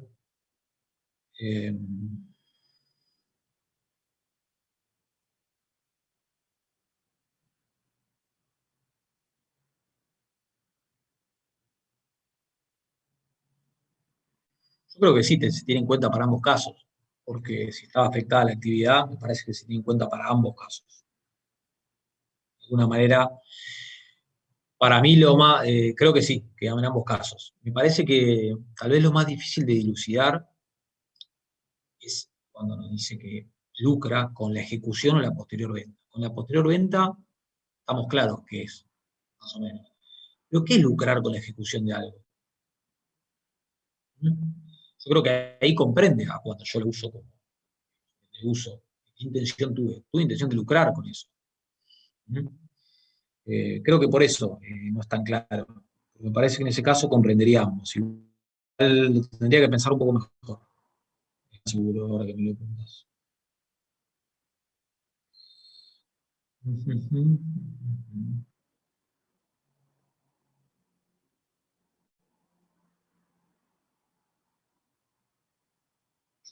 Bueno, si querés escribirme, mi email es agustinsas@gmail.com y concretamente lo respondo más ¿eh? Con algún Dale, detalle muchas adicional. No, por favor.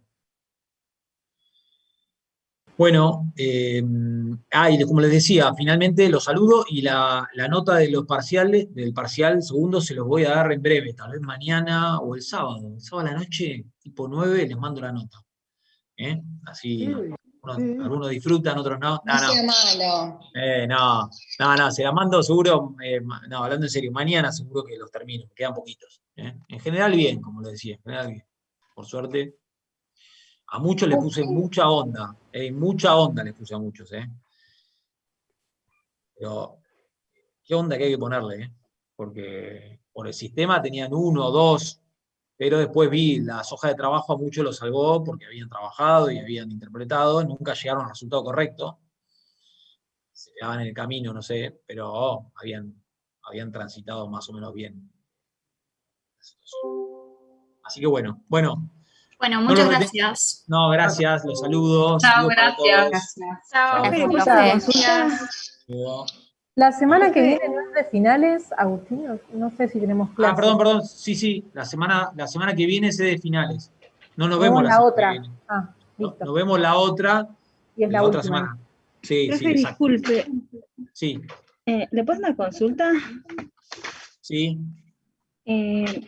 Es más que nada por procedimiento, porque Mándame la escrita, ¿puede ser? ¿A mi mail? Bueno, ¿Puede dale, ser? profe. Dale, sí. ¿Cómo era su email? Porque no lo Sí, llegué a captar. bueno, agustinsas@gmail.com. @gmail.com. Listo, muchas gracias, profe. No, de nada, suerte, hasta luego. Hasta luego, gracias. Chao, profe.